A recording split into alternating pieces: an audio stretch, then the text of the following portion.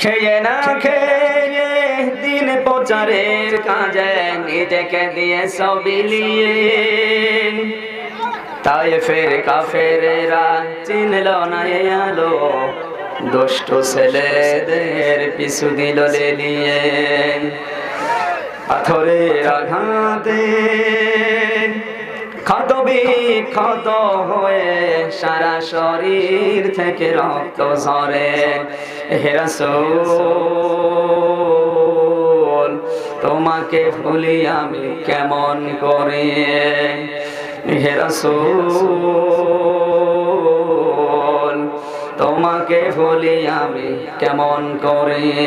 দাও খোদা দাও আমায় আবার ওমার দারাজ দিন। অনেকেই মনে করেন নামাজ পড়ি, রোজা রাখি, তাহাজ্জুদ পড়ি, কালো বোরকা পড়ি, আমি নেককার মহিলা।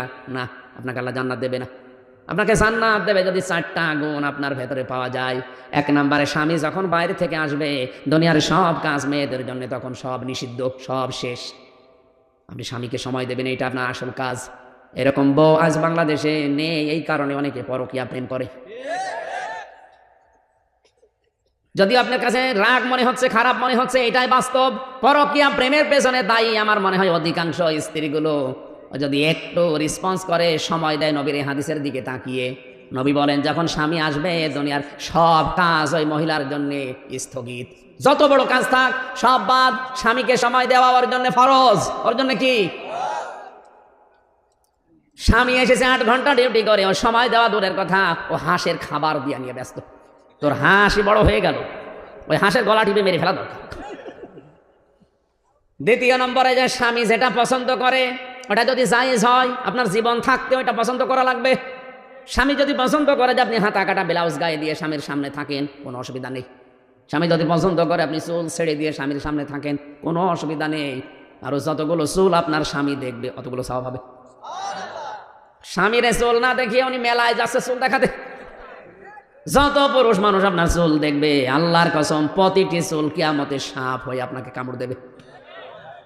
কোন স্বামী যদি তার স্ত্রীর মাথার উপরে হাত রাখে, যতগুলো হাত চুলের নিচে পড়বে, যত চুলের নিচে হাত পড়বে অতগুলো সওয়াব ওই মহিলা ওই স্বামীর নামে আল্লাহ লিখে দেবে।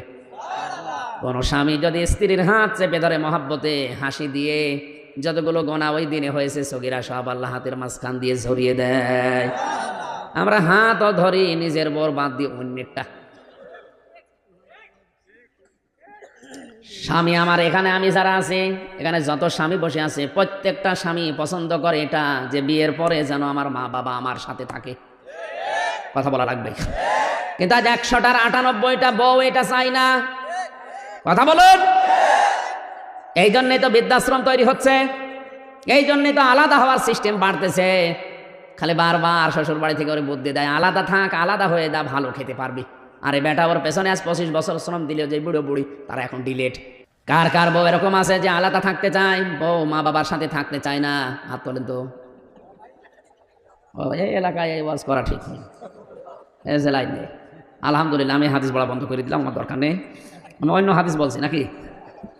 এই সত্যি কি এরকম এলাকায় গাজীপুরে বৃদ্ধাশ্রম তৈরি হয়েছে কোন কারণে? আপনারা হাত তুলছেন না কোন কারণে? হাত তোলেন, কোনো ভয় নেই, ক্যামেরা আমার দিকে, হাত তোলেন। একজন তাহলে হাত তুলেছে, ও মুরব্বীর বউ বেশি আছে কিনা সন্দেহ। ও তো বউ বেশি থাকা সম্ভব না। 3 নম্বরে, স্বামীর সম্পদ এবং তার সন্তানকে দেখে শুনে রাখবে, ইসলামের পথে চালানোর জন্য চেষ্টা করবে। 4 নম্বরে, স্বামীর মনে দুঃখ দিয়ে কোনো কথা, কোনো বরদোয়া দেওয়া যাবে না, এটা হারাম। পৃথিবীতে ফেরাউনের মতো এত বড় ভয়ঙ্কর নাফরমান জানোয়ার স্বামী কারো কপালে? কথা বলে না কেন? কি জানোয়ার ছিল, নিজের স্ত্রীর হাতে পেরেক লাগিয়েছে, পায়ের ভেতরে শলাকা লাগিয়েছে, কপালে পেরেক লাগিয়েছে, আর মাথার উপরে গরম তেল ঢেলে দিচ্ছে। কোরআনে কারিমে আল্লাহ একজন মহিলার নাম দিয়েছে যাকে আল্লাহ জান্নাতে একটা ঘর বানিয়ে দেবে। ইয ক্বালাত রাব্বি বিনি ইনদাকা বাইতান ফিল জান্নাতি ওয়া নাজ্জিনি মিন ফিরআউনা ওয়া আমালিহি ওয়া নাজ্জিনি মিনাল কওমিজ যালিমিন।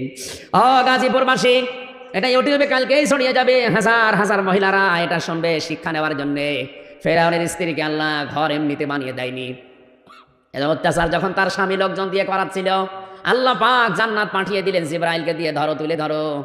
হযরতে আসিয়া জান্নাত দেখার পরে খুশি হয়েছিলেন, ডাক দিয়ে বলেছে, মাবুদ ওই জান্নাতে তুমি আমার জন্য একটা ঘর বানিয়ে দাও, যে ঘরে বসে বসে সব সময় তোমারে দেখা যায়। তুমি আমার এই অত্যাচার দেখে, আমার উপরে জুলুম দেখে রাগ করো না, মন খারাপ করো না আল্লাহ। আমার উপরে যে আমার স্বামী লোকজন দিয়ে অত্যাচার জুলুম করায়, এই জুলুম থেকে তুমি আমাকে বাঁচাও। লক্ষ্য করে অনাজ্জিনি, এখানে টান আছে, অনাজ্জিনি মিন ফিরআউনা ওয়া আমালিহি অনাজ্জিনি মিনাল কওমিজ জালিমিন। যাদেরকে দিয়ে জুলুম করায় এই জালেমদের থেকে, আর আমার স্বামী ফেরাউনের জুলুম থেকে তুমি আমাকে বাঁচাও, কিন্তু আমার স্বামীর উপরে তুমি গজব নাজিল করো না। এত বড় কঠিন অত্যাচারের পরেও তিনি স্বামীর জন্য বরদোয়া দেয়নি, মন খারাপ করেনি, উল্টাপাল্টা ধারণা দেয়নি। আর আপনি একটা সাবান কম হলে গালি দেন, উল্টাপাল্টা ধারণা করেন যে জীবনে তোমার সংসারে কিছু পেলাম না। আপনি মানুষ, আপনি মনে করছেন আমি নামাজ পড়ি, রোজা রাখি, কালো বোরকা পড়ি, তাহাজ্জুদ পড়ি, আমি জান্নাত পাবো না? জান্নাত 4টা ফরজ কাজে মেয়েদের 3 নম্বরের কাজ এটা, স্বামীর মন জয় করা লাগবে জায়েজ পন্থায়। এত বড় অত্যাচারের পরও স্বামীর নামে বরদোয়া দেয় না, অথচ আজ হাজারো মহিলা স্বামীর মনে দুঃখ দেয়, উল্টাপাল্টা কথা বলি। নামাজ পড়ছ, নামাজ আছে, নামাজ শেষ, তোর সব ব্যর্থ করে দেবে আল্লাহ। আপনার দুনিয়াও ধ্বংস, আখিরাতও ধ্বংস। এই পৃথিবীতে আর একজন মহিলাকে আল্লাহ নিজে সালাম দিয়েছেন শুধু স্বামীর জন্যে, ভক্তি শ্রদ্ধা থাকার কারণে, হযরতে খাদিজা। একটাই মহিলাকে আল্লাহ দুনিয়ায় সালাম দিয়েছে জিন্দা অবস্থায়। তার পুরা জীবনে আমি পড়ে দেখেছি হযরতে খাদিজাকে সালাম দেওয়ার পেছনে কারণ ছিল তিনি স্বামী ভক্তা ছিলেন। কি ছিলেন? স্বামীর প্রতি এত আনুগত্য দেখিয়েছেন, নিজের যে সম্পদগুলো ছিল ওই জামানায় তিনি 7 নাম্বার ধনী ছিলেন পুরো আরব জাহানে।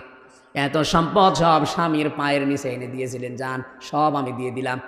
অথচ আজ হাজারো মহিলা স্বামী ক্যান্সারে মরে গেলেও একটা বালা বিক্রি করে দিতে চায়,